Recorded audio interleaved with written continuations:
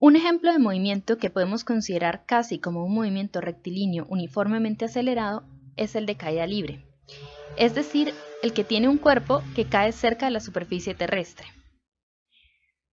Vamos a tratar de entender este movimiento y para ello vamos a plantear una situación de ejemplo. Estamos en un cuarto con un piso plano y a cierta altura h del suelo tenemos dos objetos. El primer objeto es una hoja de una planta, que consideraríamos liviana. El segundo objeto es un balón, mucho más grande que la hoja y lo que consideraríamos comúnmente como más pesado que la hoja.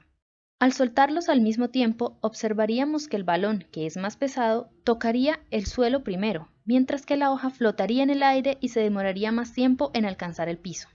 Resulta que después de muchos experimentos, el ser humano ha descubierto que si se prescinde de la resistencia del viento en un punto cercano a la superficie terrestre, todos los cuerpos caen con la misma aceleración, cualquiera que sea su tamaño, forma o composición. Entonces, en nuestra situación planteada, si repetimos este experimento en un cuarto donde no haya aire, los objetos caen al mismo tiempo. Esta aceleración denotada por el símbolo g recibe el nombre de aceleración debida a la gravedad o aceleración en caída libre. Hay que aclarar que g varía con la latitud y con la altura, pero si la distancia de caída es pequeña en comparación con el radio terrestre, podemos considerarla como constante en toda la caída. Cerca de la superficie terrestre, la magnitud de g es aproximadamente 9.8 metros sobre segundo al cuadrado. Ahora vamos a buscar las ecuaciones para describir este movimiento. Coloquemos un sistema de ejes coordenado. Consideramos que el movimiento de caída libre se lleva a cabo de forma vertical, por lo que nuestra partícula se moverá en el eje Y. Por esto, pusimos un eje Y más largo.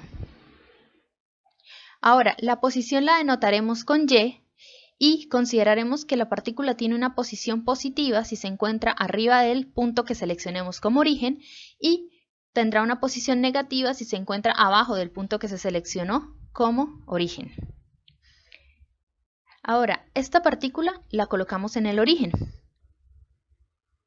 En caso de que la partícula tenga un movimiento hacia arriba, consideraremos que la velocidad es positiva. Si la partícula se mueve hacia abajo, consideraremos que lleva una velocidad negativa. Es decir, la dirección de la velocidad la asociaremos con el signo. Si se mueve hacia arriba la partícula, la velocidad es positiva, si se mueve hacia abajo se considerará negativa.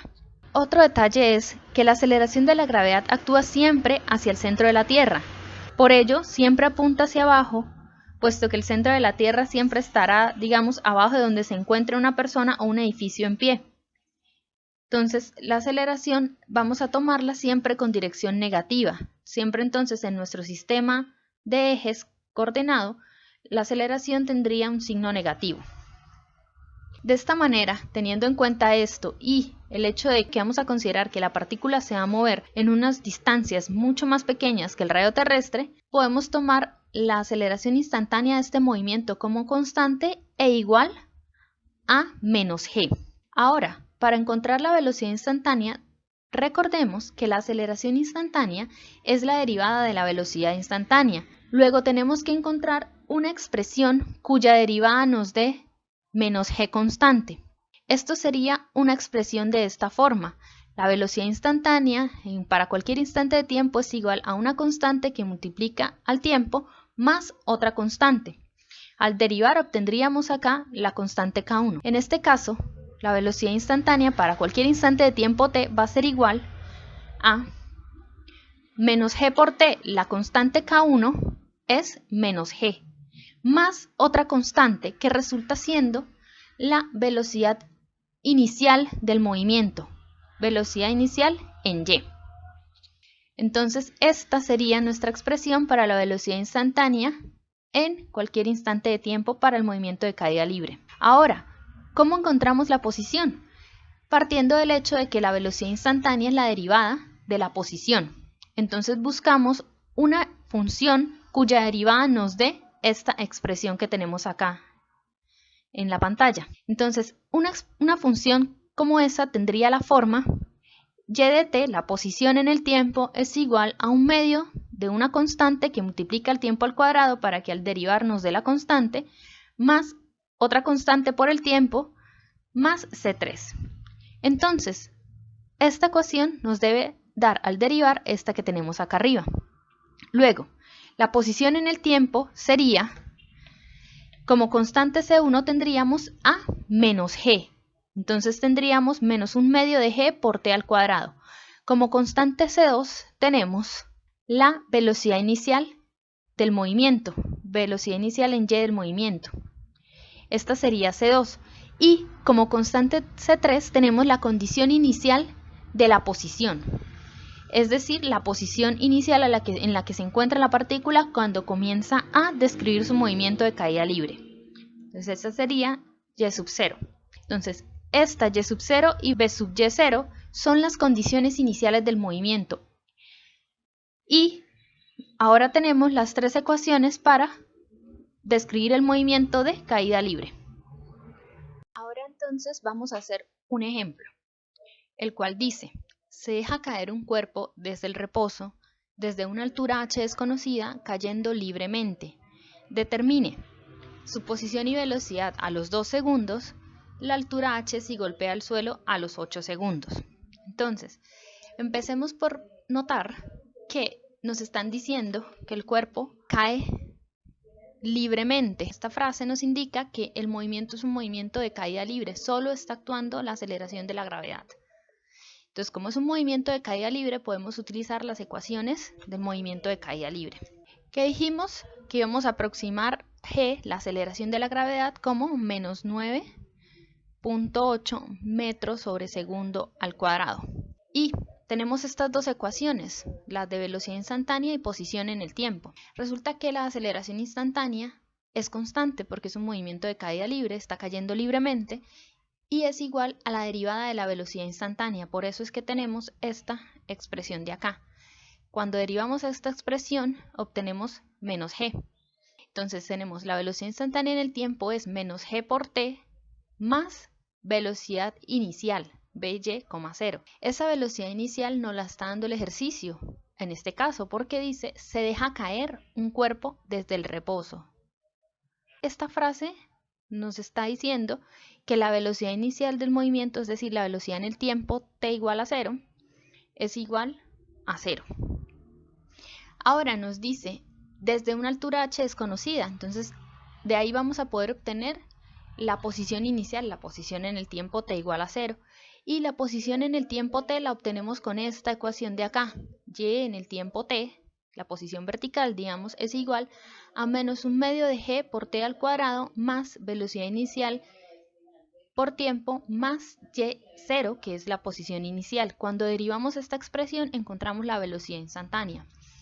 Entonces, para poder colocar la posición inicial tenemos que colocar nuestro sistema de referencia. Entonces, lo primero que vamos a ver es que nos hablan de que el cuerpo golpea el suelo. Entonces, tenemos un punto que es el suelo, un punto de referencia ahí. Coloquemos el eje vertical, entonces más y y menos y. Entonces, más y para arriba, menos y para abajo. Eso quiere decir, tenemos que escoger un punto como referencia y hacia arriba de ese punto va a ser todo positivo y hacia abajo de ese punto todo negativo. Hay otro punto de referencia en el ejercicio que es la altura h desde la cual el cuerpo se deja caer. Entonces, nosotros no conocemos esa altura h, no sabemos qué tan alto está con respecto al suelo. Tenemos que escoger entonces de referencia o el suelo o la altura h. Como no conocemos la altura h, vamos a decir que y es igual a 0 en la altura h. De tal manera que hacia arriba de la altura h sea positivo y hacia abajo sea negativo. Luego la posición acá final en el suelo va a ser igual a menos h. ¿Por qué? Porque la posición es con respecto al punto que escogemos como origen. O sea, acá va a ser el origen de nuestro sistema de coordenadas. Entonces, siendo así, decimos que la posición inicial de la partícula es 0. Ella parte desde el origen. Lo que vamos a tener que tener en cuenta es que hacia abajo va a ser negativo, es decir, cuando caiga al suelo, ella va a tener una posición de menos h. Listo, entonces vamos a poder empezar con el primer punto que dice determine su posición y velocidad a los 2 segundos. Para determinar la posición y la velocidad, entonces usamos estas dos ecuaciones. Entonces primero la posición y a los 2 segundos es igual a menos 1/2 de g. Pero entonces aquí hay que tener mucho cuidado. No tenemos que colocar menos 9.8 en g porque el menos ya está acá en esta ecuación y ya lo estamos colocando. Colocamos 9.8 por el tiempo al cuadrado, que sería 2 segundos al cuadrado, más la velocidad inicial, dijimos que era 0, por 2 más la posición inicial que dijimos que era 0. Entonces al hacer este cálculo, llegamos a que la posición a los 2 segundos es igual a menos 19.6 metros. ¿Por qué nos da negativo? Porque quedó debajo del origen. El cuerpo está cayendo, entonces quedó debajo de la altura h, que fue la que colocamos como origen. Ahora, la velocidad instantánea a los 2 segundos. Reemplazamos entonces en esta ecuación, de nuevo, menos g, pero ese g ya acá ponemos 9.8, porque el menos ya está acá en la ecuación y ya lo estamos colocando, entonces menos 9.8. Recordemos que ese menos indica que la aceleración de la gravedad siempre va hacia abajo, entonces por eso está negativo. Menos 9.8 por 2 segundos más la velocidad inicial que es 0, eso nos da que la velocidad a los 2 segundos es igual a menos 19.6 metros sobre segundo. Nos da negativa, ¿por qué? Porque la velocidad también apunta hacia abajo al estar cayendo el cuerpo. Vamos ahora por el punto 2, que dice la altura h si golpea el suelo a los 8 segundos. Entonces, si golpea el suelo a los 8 segundos, la posición y a los 8 segundos es igual a menos h. ¿Por qué? Porque entonces golpeó el suelo y dijimos que el origen era la altura h, el suelo está entonces a menos h. El menos h parece como confuso, pero es simplemente porque colocamos el origen en la altura h, entonces todo lo que esté para abajo va a tener una posición negativa y todo lo que esté para arriba del origen va a tener una posición positiva. Entonces y a los 8 segundos es igual a menos h, luego podemos reemplazar en la ecuación de la posición y poner menos h es igual a menos 1/2 de 9.8 por 8 segundos al cuadrado, más la velocidad inicial 0, más la posición inicial 0, y de aquí podemos despejar h. H nos da 313.6 metros. ¿Por qué nos dio positivo al final? Pues el menos de acá se canceló con el otro menos y nos está dando pues el valor de la altura.